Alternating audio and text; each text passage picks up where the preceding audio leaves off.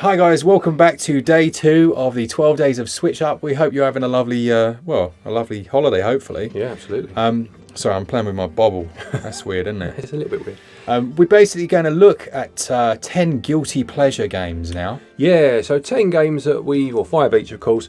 Games that, aren't necessarily good, but they're games that we enjoy for whatever reason. They're games that resonate with us or just harmless fun, they're just guilty pleasures at the end of the day. That's what it's all about, isn't it? Exactly right, yeah. Yeah, they aren't necessarily good, but you still like them. Yeah, pretty much. Days. Save yourself 10% on your eShop credit and all that jazz using code SwitchUp over at switchup.gg. Now, what are our 10 guilty pleasures? Well, let's find out.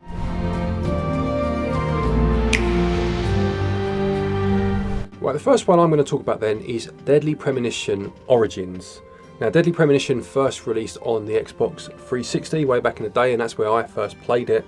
And I guess it's a survival horror game is probably the best way to describe it, where you play as a detective that's within this town because of a set of murders that have happened, and obviously things start to go awry.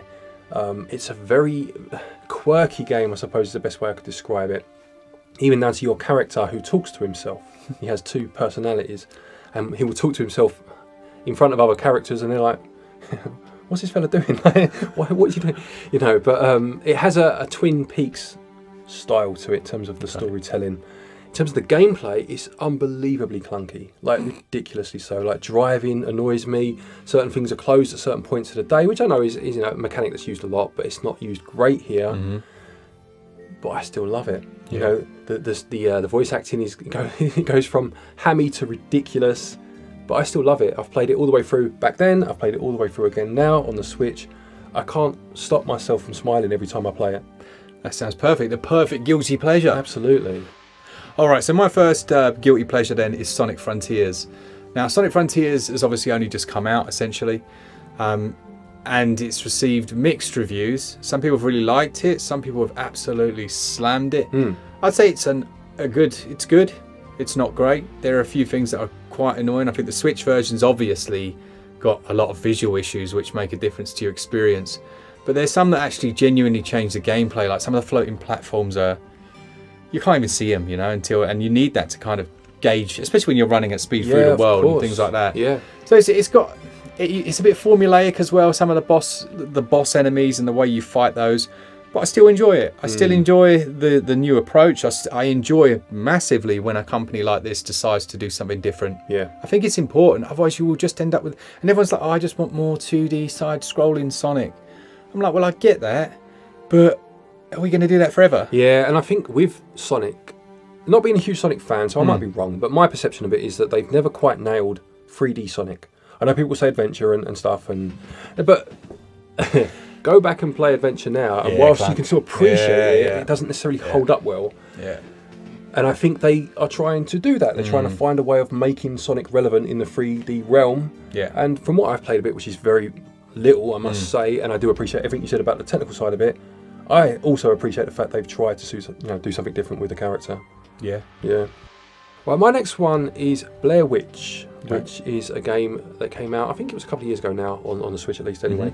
It's a first-person, kind of walking simulator horror game. Yeah, I played this in VR. Yes, oh, did you? I bet it's pretty freaky. Yeah, I can imagine. Terrifying in VR. I can imagine. But this is from Bloober Team, who also did Layers of Fear, of course, and it follows a lot of the same tropes as that, albeit obviously set in the Blair Witch universe. In terms of its storytelling, I really do like the approach that they took. I think it's fantastic. Bit anachronistic in terms of the phone you've got. It seems to be able to do things that phones back then wouldn't be able to do, and it's a shame they kind of didn't just nail that bit, just to increase the isolation your character should feel. But aside from that, it's very, very good in terms of setting an atmosphere.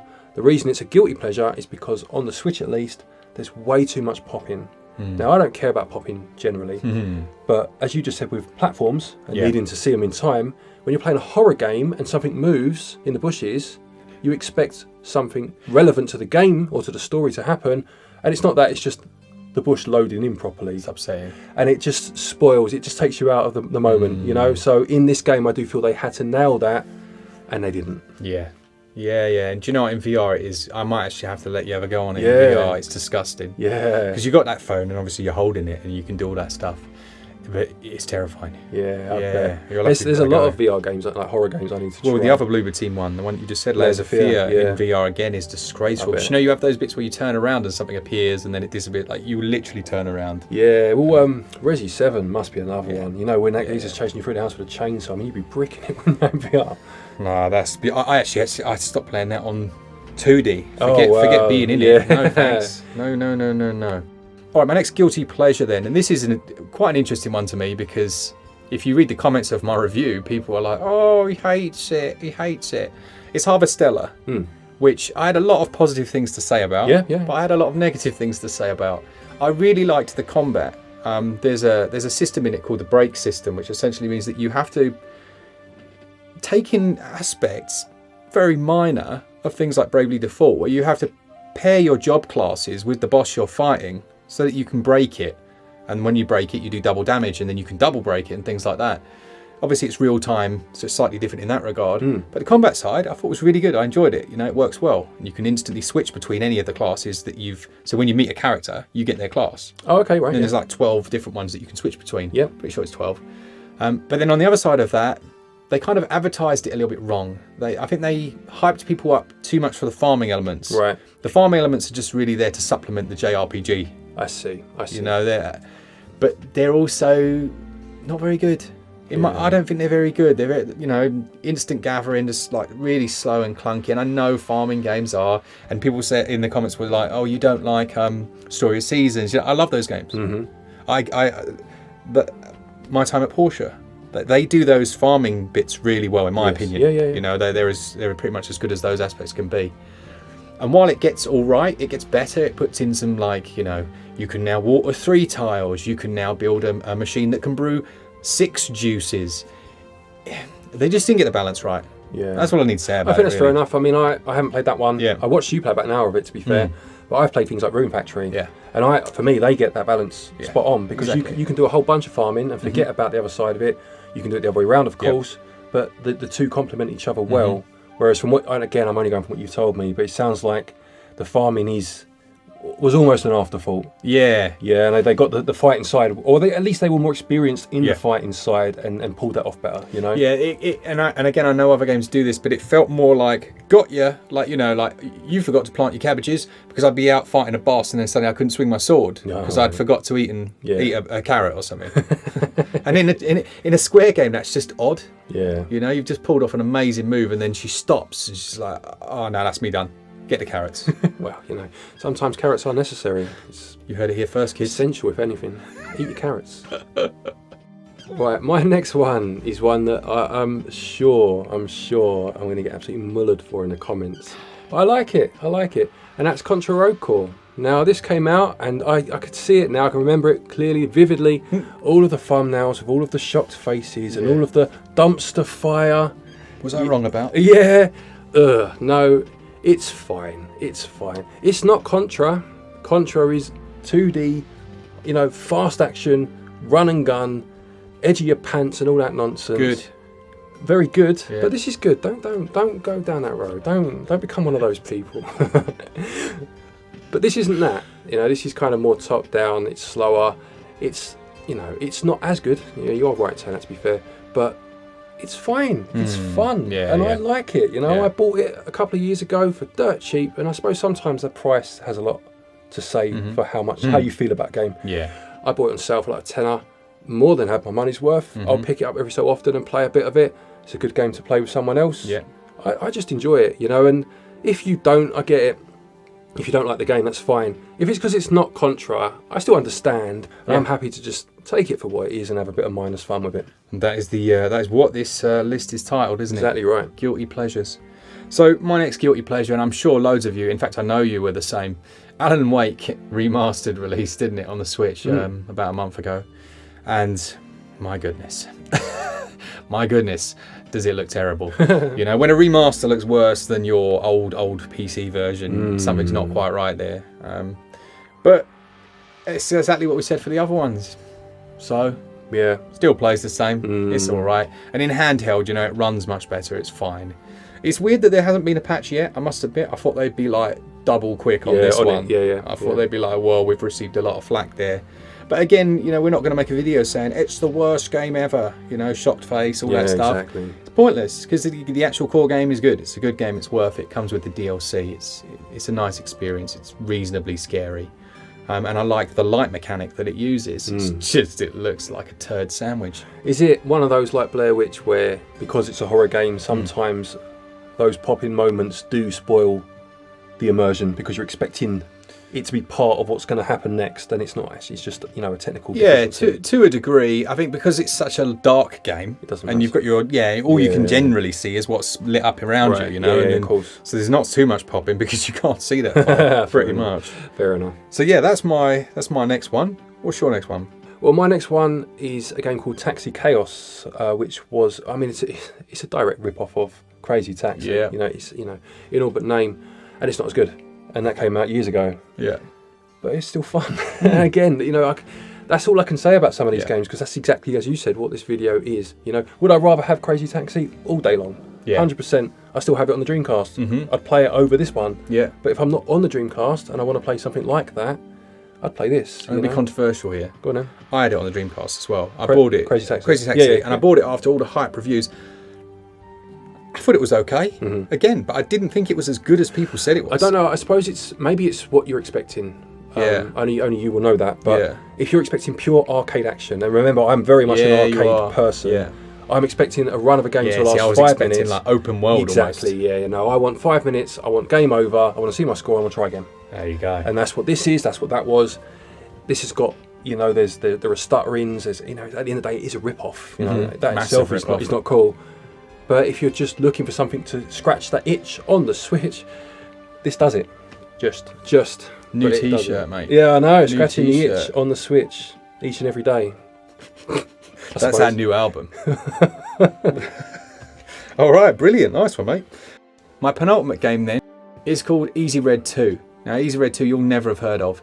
In my sales series, I do sometimes, if I've got time, I'll pick up one of these terrible looking games, Okay, you know, yeah. with the really nice thumbnails that are asset flip, just pieces of crap. So I picked up this one in the hopes of saying, you know, don't buy this, save yourself some money, because you want to save people some money, really, if you can. And it was all right. Right, okay. It was very much Battlefield 1.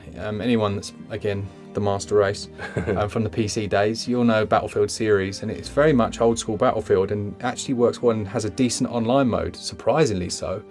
It's still clunky, you know, I'm not saying it's perfect, but I couldn't say don't buy it, and because I ended up playing it for like 3 or 4 hours, like, hey, I'm having a blast here. Yeah, there we go. Good, yeah. So, yeah, you know, if you're after a Battlefield type game, it's just whether or not there'll be people online playing it.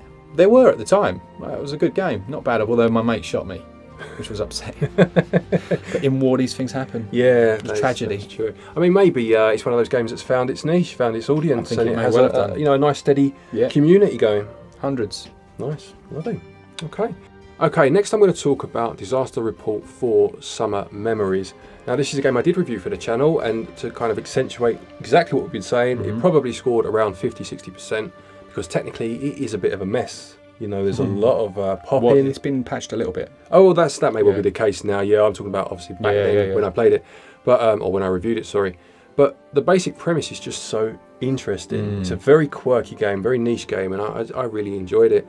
So you're in Tokyo, I believe it was, and there's an earthquake. Yep. And obviously, you know, the ground is decimated, and people are lost from their loved ones, and you play as this character who then needs to try and help people, but ultimately get to where they need to be.